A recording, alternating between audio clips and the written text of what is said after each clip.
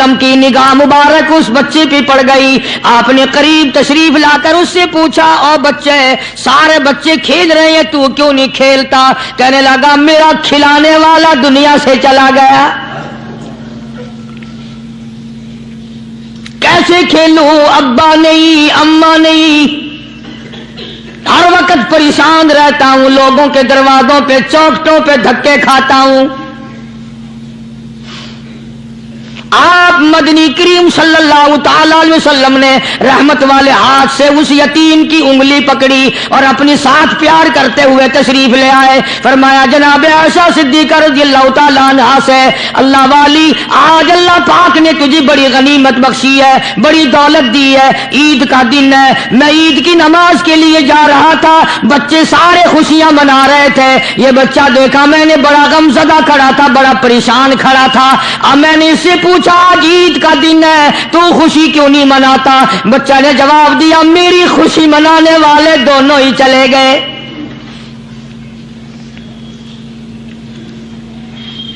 आज अल्लाह ने यह मौका बख्शा है, इसे नहला धुला, इसको नए कपड़े पहना। मासूम बच्चे के सर पे हाथ फेरते हुए फरमाया, बेटा घबराना, ये आयशा सिद्दीका तेरी अम्मा है, मैं मुहम्मदुर रसूलुल्लाह आज से तेरा अब्बा बन गया हूं।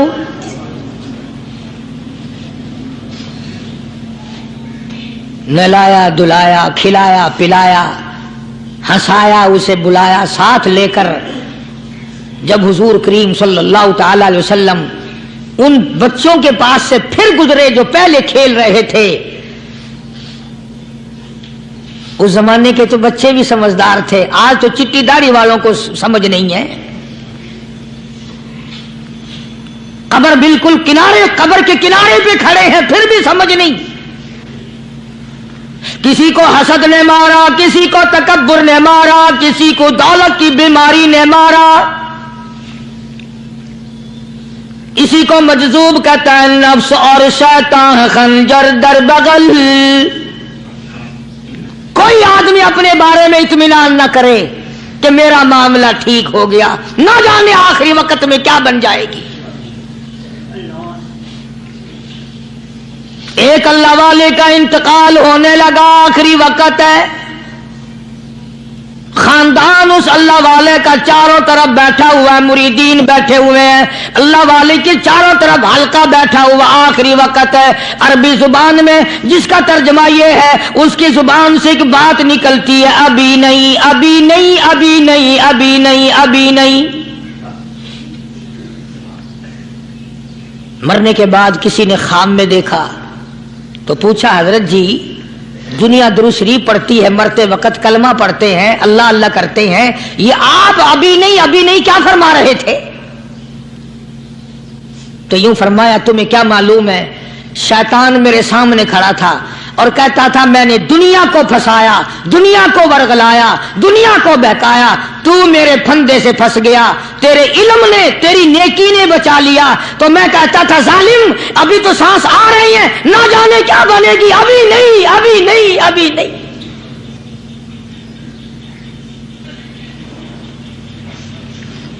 इसी को मजजूब कहता है, क्या मालूम क्या बन जाएगा, किस हाल में दम निकलेगा, रात को क्या हो जाएगा, दिन को क्या बन जाएगा। फरमाया, नफ्स और शैतान है खंजर दर बगल, नफ्स और शैतान है खंजर दर बगल, वार होने को है ऐ गाफिल संभल। आया दुश्मन का वार। 4 नमाजें पढ़ी, बाकी सारी दुनिया काफिर नजर आने लग जाती है। मैं नमाजी हूं, ये सारे बेईमान फिरते हैं।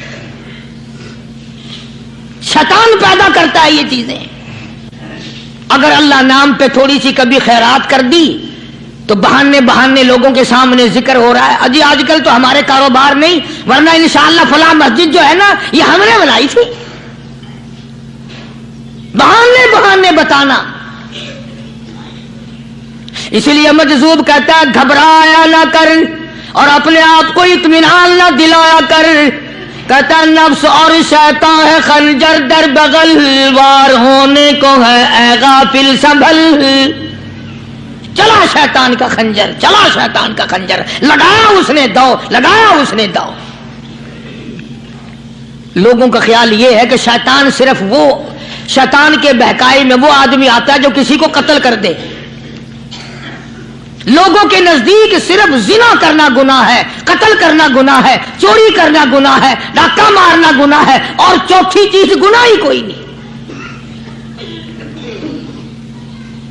हजरत उस्मान गनी ज़िन्नुरैन रज़ी अल्लाह ताला अन्हु की मुबारक मजलिस है, सहाबा किराम का दौर है, नबी का दोहरा दामाद, मजलिस है उस्मान ज़िन्नुरैन की। एक आदमी मजलिस में आके बैठा, हजरत उस्मान की मजलिस में एक आदमी आके बैठा, तो हजरत उस्मान फरमाते हैं, तवज्जो, हजरत उस्मान फरमाते हैं, यूं नहीं फरमाया कि तूने ऐसा किया है, उसे जलील नहीं किया, बल्कि यूं फरमाया लोगों को शर्म नहीं आती, लोग आंख का जिना करके मेरी मजलिस में आके बैठते हैं, लोग आंख का गुनाह करके मेरी मजलिस में आके बैठते हैं। तो दौर था ना सहाबा किराम का, फौरन चोट की किसी ने कि नबी के बाद वही आनी शुरू हो गई। यानी आपको कैसे पता चल गया कि कोई आदमी गलत निगाह डाल के आया? इसकी रास्ते में नजर कहीं गलत पड़ी थी आने वाले की, आपको कैसे पता चला? यानी बात करने वाले को भी देखो और फिर चोट करने वाले को भी देखो। तो हजरत उस्मान रज़ी अल्लाह ताला अन्हु ने फरमाया, भाई पाक मजलिस में अगर एक तोला भी कोई पखाना लेकर आ जाए तो बदबू तो आ ही जाएगी ना। सहाबा की पाक मजलिस में अगर कोई आंख का जिना भी करके आया, फरमाया मजलिस के अंदर बदबू फैल गई। तो अल्लाह वालों की मजलिस है और अल्लाह वालों की रफाकत एक बहुत बड़ी चीज थी, कभी लोग हासिल किया करते थे। अब तो हर आदमी पीर है, हर आदमी लीडर है, हर आदमी चौधरी है, हर आदमी बड़ा बना हुआ है, छोटा हम में कोई है ही नहीं।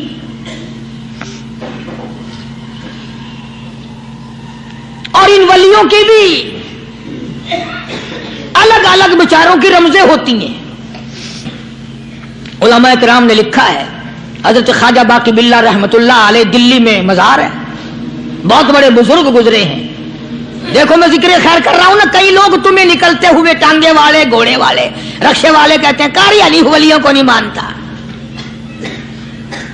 मैं ये जिक्र खैर वलियों ही का तो कर रहा हूं। बात सिर्फ इतनी है, तुम्हें अच्छी लगे ये बुरी लगे, मैं नंगों को नहीं मानता।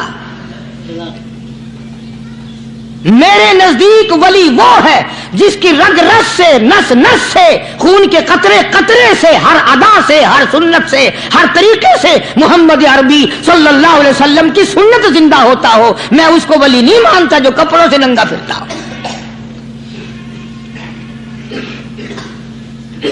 ख्वाजा बाकी बिल्ला रहमतुल्लाह अलैह को भटियारे ने देखा, एक तबाही तंदूर वाला। हजरत ख्वाजा साहब को देखा कि जामिया मस्जिद दिल्ली के पैड़ियों पे, सीढ़ी पे कभी चढ़ते हैं, कभी उतरते हैं, कभी चढ़ते हैं, कभी उतरते हैं, परेशानी का आलम। तो तबाही तो जरूर था, भटियारा तो था, मगर था तो दिल्ली का। वो समझ गया कि हजरत को कोई परेशानी है, पहुंचा और जाके कहने लगा, हजरत क्या बात है, आज रात काफी गुजर गई है, आराम फरमाओ, कभी चढ़ते हो कभी उतरते हो, परेशानी क्या परेशानी है? फरमाया 4 मेहमान हैं, खाना खिलाना है, मेरे पल्ले कुछ नहीं। अंदाजा लगाओ, अभी अभी वली ये कह रहा कि मेरे पल्ले ढेला दमड़ी कुछ नहीं, 4 मेहमान हैं, शर्मिंदा हूं उनको खाना खिलाने के लिए। तो वो कहने लगा, हजरत ये कौन सी फिक्र की बात है, मैं भी लाता हूं। वो खाना लाया और हजरत के मेहमानों को खाना खिलाया। खाना खा लिया, फारिग हो गए।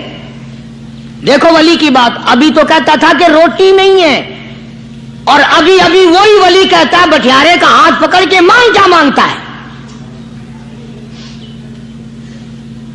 मांग क्या मांगता है। अब तेरे जैसा अगर वहां होता तो कहता कि जी कोई गवर्नरी शर्मनरी दिलाओ, असेंबली की मेंबरी दिलाओ, کوئی تھوڑے علاقے کا ڈھیر سیاح ہویا تو آخیا کہ جی میں کو بئی پر نہ دو، پہلی پرانی تھی گئی ہے ہوں میں کو کوئی نوی لاوی چا پر نہ ہو، یہ شے منگنی ہے اور کیا منگیا۔ خواجہ باقی باللہ رحمت اللہ علیہ بٹیارے کا ہاتھ پکڑے کھڑے ہیں، فرمانے لگے مانگ کیا مانگتا ہے؟ وہ تباخی بھی دلی کا تھا نا، کہنے لگا حضرت بس اللہ کا دیا سب کچھ ہے، بس آپ رہنے دیں۔ فرمایا نہیں نہیں، مانگ کیا مانگتا ہے؟ اس نے کہا حضرت پھر اگر دینے پہ ہی آئے ہو نا، اور اگر اتنا ہی دریائے کرم جوش میں ہے اور آپ دینے کا جذبہ لیے ہوئے ہیں، پھر مجھے اپنے جیسا بنا دو، اپنے جیسا بنا دو۔ کیا مانگا ہے؟ مجھے اپنے جیسا بنا دو۔ فرمایا نہیں برداشت کر سکے گا۔ کہنے لگا پھر پوچھتے کیوں ہو کیا مانگتا ہے؟ جب دینا ہی کچھ نہیں تو پوچھتے کیوں ہو؟ اگر دینے پہ آئے ہو اپنے جیسا بنا دو۔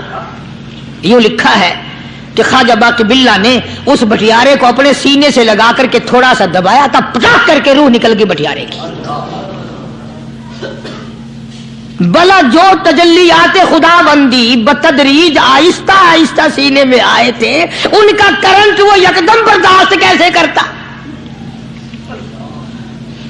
میرا عرض کرنے کا مقصد یہی ہے کہ ہم لوگ اپنے آپ کو کب سنبھالیں گے، اور وہ کون سا وقت آئے گا کہ ہم اس بات کے قائل ہوں گے اور تسلیم کریں گے کہ جو کرتا ہے خدا کرتا ہے، بندہ کچھ نہیں کر سکتا۔ تو میں نے اس لیے عرض کیا، مجذوب کہتا ہے نفس اور شیطان ہے خنجر در بغل، نفس اور شیطان ہے خنجر در بغل، وار ہونے کو ہے اے غافل سنبھل۔ کبھی 4 دن بیٹھ کے اللہ اللہ کر لی، تسبیح پھیر لی، تو دوسروں کو یہ تو دنیا کے دھندے میں پھنسے ہوئے ہیں، میں بہت بڑا ولی ہوں، میں بہت بڑا ابدال ہوں، مجھ سے بڑا تو کوئی نیک ہے ہی نہیں۔ یہ بہت بڑی مار ہے شیطان کی۔ اسی کو کہتا کہ نفس اور شیطان ہے خنجر در بغل، وار ہونے کو ہے اے غافل سنبھل، آ نہ جائے دین و ایمان میں خلل، آ نہ جائے دین و ایمان میں خلل، باز باز آئے بدعمل۔ کچھ تو سوچ، کس کی تو پیداوار ہے؟ کس نے تجھے بنایا؟ کس نے تجھے یہ آنکھیں دی؟ کس نے یہ لب دیے؟ کس نے یہ دل دیا؟ کس نے یہ دماغ دیا؟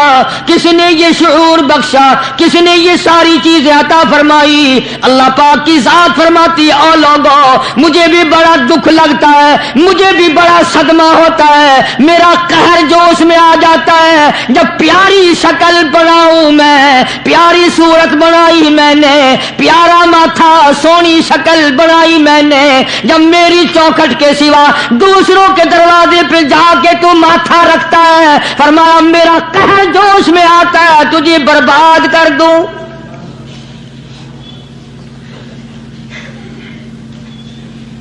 سب کچھ میں نے دیا، سب کچھ میں نے بخشا، اور پھر بھی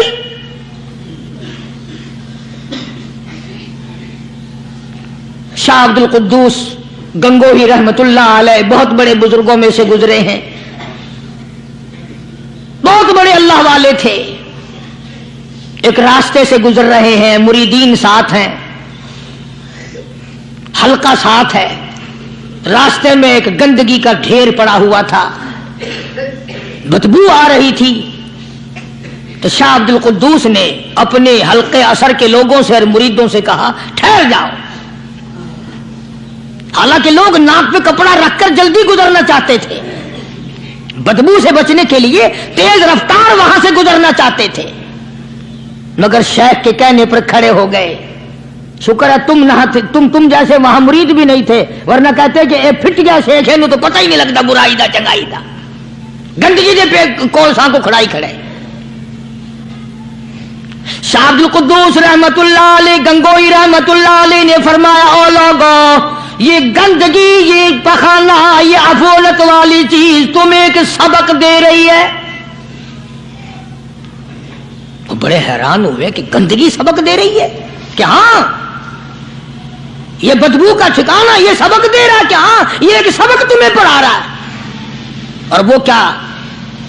شیخ فرمانے لگے یہ گندگی تم سے کہتی ہے لوگوں، کل سے پہلے میں مٹھائی کی صورت میں حلوائی کی تھال میں رکھا ہوا تھا، جو دیکھتا تھا اس کے منہ میں پانی آ جاتا تھا، حلوے کی صورت میں تھا، جلیبی کی صورت میں تھا، امرتی کی صورت میں تھا، اور اے گندگی کا ڈھیر لوگوں تم سے یہ کہتا ہے کل میں فروٹ والے کی ٹوکری میں رکھا ہوا تھا، اناج کی شکل میں تھا، غلے کی شکل میں تھا، پھل کی شکل میں تھا، فروٹ کی شکل میں تھا، مٹھائی کی صورت میں تھا، جو مجھے دیکھتا تھا اس کو میں پیارا لگتا تھا، میری چاہت معلوم ہوتی تھی، میری ضرورت معلوم ہوتی تھی، جو دیکھتا تھا منہ میں پانی آ جاتا تھا۔ او انسان، ایک رات تیرے پیٹ میں جانے کا اتفاق ہوا، او انسان آ دیکھ لے میرا کیا حال بن گیا۔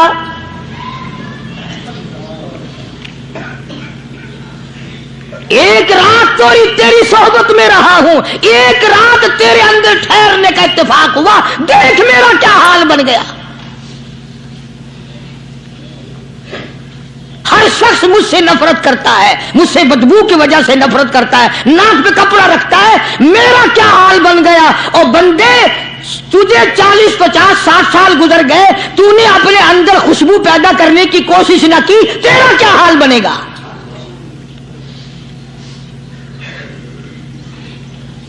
سارے لوگ حیران ہوئے کہ شیخ نے کیا بات فرمائی۔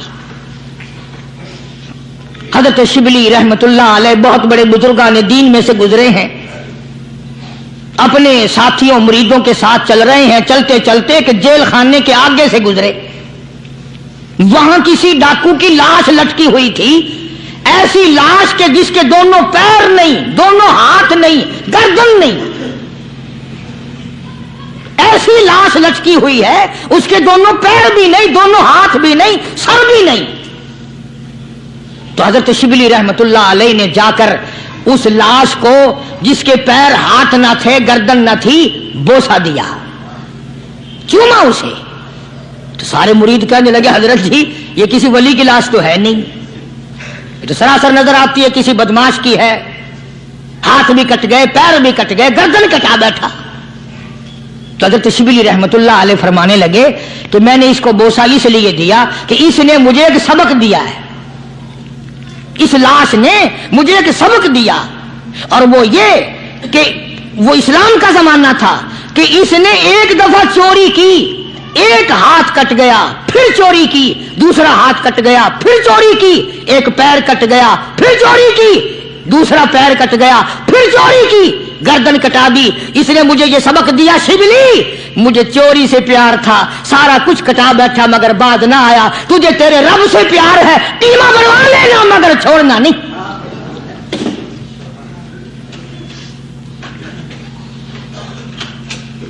آج ہم اپنی زندگی کا محور آخر کبھی تو چیک کریں۔ نوجوانوں، پڑھنے والوں، سوچو تو صحیح کہ ہماری سمت کدھر کو ہے، ہمارا رخ کدھر کو ہے، سوچ ہماری کیا ہے اور رفتار ہماری کیا ہے، اور ہم جا کس طرف کو رہے ہیں۔ اسی کو مجذوب کہتا کہ قدم سوئے مرکز نظر سوئے دنیا، قدم سوئے مرکز نظر سوئے دنیا، کدھر جا رہے ہو کدھر دیکھتے ہو۔ روزانہ قدم بقدم قبر کے قریب ہو رہے ہیں، قبر کے نزدیک آ رہے ہیں، ایک ایک قدم ہمارا آگے سے آگے، آگے سے آگے بڑھ رہا ہے، اور نظر ہماری اوپر اوپر چلی جا رہی ہے، اس سے بڑا بن جاؤں، اس سے بڑا بن جاؤں، اس سے بڑا بن جاؤں۔ حضرت شیخ عطار فرید الدین رحمت اللہ علیہ بہت بڑے بزرگان دین میں سے گزرے ہیں، اسی بات کو نقشہ کرتے ہوئے فرماتے ہیں کہ مرد راہ راہ بوریا قالین بود، مرد راہ راہ بوریا قالین بود، زاں کے خستش عاقبت بالین بود۔ اللہ والے کے لیے یہ چٹائی، یہ کھجور کی چٹائی قالین ہے، غلیچہ ہے، صوفہ سٹا ہے، یہی تخت شہنشاہی ہے۔ کیوں؟ اس لیے کہ آخر کار سرانہ جو ہے وہ کچی مٹی کا بننا ہے۔ اور شیخ نے بڑی عجیب بات کہی آگے چل کر، کہتا ہے کہ خرقہ پشمینہ را بردوش کن، خرقہ پشمینہ را بردوش کن، شربت ادنا مرادی نوش کن۔ पुरानी गुदड़ी पुराना कपड़ा जो है तो उसको अपने लिए गनीमत जान, न जाने नवा कपड़ा आया नहीं और तेरी जिंदगी को फना हो जाए। यही नजर थी इन हजरात की। जनाब अबू बकर सिद्दीक सबका रज़ी अल्लाह ताला अन्हु खलीफा बिला फसल हैं, अमीरुल मोमिनीन हैं, मदनी करीम सल्लल्लाहु ताला अलैहि वसल्लम के जानशीन हैं, हुजूर के सुसर हैं। आखिरी वक्त है जनाब अबू बकर सिद्दीक रज़ी अल्लाह ताला अन्हु का, बिल्कुल आखिरी वक्त है। चुनाचे हजरत आयशा सिद्दीका रज़ी अल्लाह ताला अन्हा के हाथ में सिद्दीक अकबर ने एक कपड़ा देखा, नया, एक नया कपड़ा देखा तो फरमाया बेटी आयशा ये क्या है? फरमाने लगी अब्बा मैंने कफन का कपड़ा मंगवा लिया, ना मालूम किस वक्त जरूरत पेश आ जाएगी, ना जाने किस वक्त काम आ जाएगा, यानी आपका वक्त हमें करीब मालूम होता है। जनाब अबू बकर सिद्दीक रज़ियल्लाहु ताला अन्हु ने फरमाया आयशा हरगिज़ इजाजत नहीं, मुझे नया कफन पहनाने की कोई जरूरत नहीं, मुझे नया कफन देने की कोई जरूरत नहीं, मेरी तरफ से कतई तुझे इजाजत नहीं। अर्ज करने लगी अब्बा जान अब तो मैंने मंगवा लिया, अब तो मैंने खरीद लिया, इसी इरादे से खरीदा है, इसी इरादे से मंगवाया है, आप इजाजत दे दें। रोने लगे, फरमाया आयशा हुई तू तो उम्मुल मोमिनीन में से है, तू तो नबी पाक सल्लल्लाहु अलैहि वसल्लम की घरवाली है और तेरी झोली में कुरान उतरता था, तेरी झोली में हुजूर की वफात हुई है, तेरे हुजरे में वफात हुई है, तेरी गोद में हजरत की वफात हुई है। तू बता कि काली कमली वाले सल्लल्लाहु अलैहि वसल्लम का लिबास कैसा था?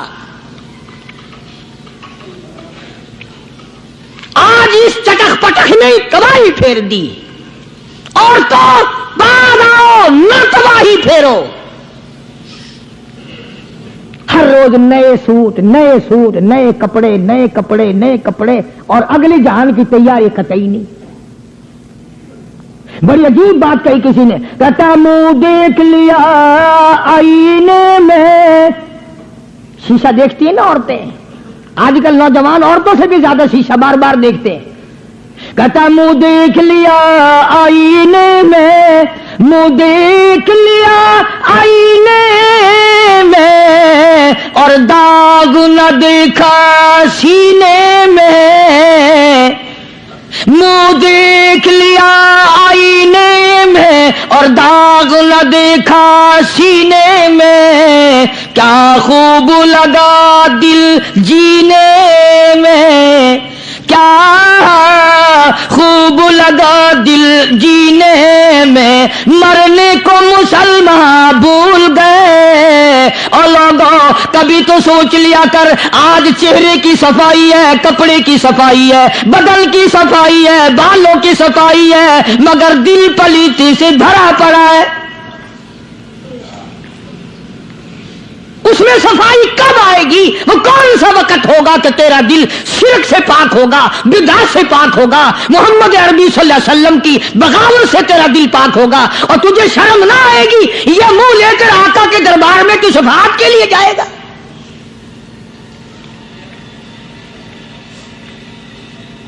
अल्लाह वालों ने इन मामलात में बड़े बड़े दुख उठाए हैं, चाहे उनको लोगों ने गालियां दी, उनको मारा है, मगर परवाह नहीं करते थे। हजरत मौलाना मोहम्मद कासिम साहब नानौतवी रहमतुल्लाह ताला अलैह बानी दारुल उलूम देवबंद पढ़ा रहे थे हदीस पाक। सुभान अल्लाह, ये हमारे जितने अल्लाह वाले बुजुर्ग, अल्लाह वाले आलिम गुजरे हैं, सारी उम्र हदीस पाक पढ़ाई। इनकी जुबान मदनी करीम का फरमान, सुभान अल्लाह, सारी रात सारा दिन। किसी ने 50 बरस, किसी ने 40 बरस, किसी ने 60 बरस, किसी ने 30 बरस, रात दिन क़ाल क़ाल रसूलुल्लाह सल्लल्लाहु अलैहि वसल्लम, हर वक्त। तो मौलाना नानौतवी की किसी ने चुगली करी, अंग्रेज गवर्नमेंट थी कि इसने तुम्हारे खिलाफ छौनी बनाई है, ये जो इसने मदरसा बनाया ये तुम्हारे खिलाफ साजिश है। मुसलमान अफसर तो यूं ही दस्तखत कर देता है ना अंधा होके, اس میں ہے کیا، چاہے خود اس افسر کی پھانسی پہ دستخط کروا لو۔ انگریز پھر ہوشیار تھا، انہوں نے کہا اچھا ہم انکوائری کریں گے۔ حضرت مولانا حدیث پاک پڑھا رہے تھے، طالب علم پڑھ رہے تھے، انگریز افسر آیا اور 3-4 گھنٹے مولانا قاسم نانوتوی رحمۃ اللہ علیہ کے سامنے بیٹھا رہا اور بار بار چہرے کو دیکھتا رہا، جا کے رپورٹ دی کافر انگریز نے، کہنے لگا میں وہ چہرہ دیکھ کر آیا ہوں جو جھوٹ بولنے والا چہرہ نہیں، میں وہ چہرہ دیکھ کر آیا ہوں جو جھوٹ بولنے والا چہرہ اور منہ نہیں ہے۔ دشمن اعتراف کرتا ہے، دشمن اقرار کرتا تھا۔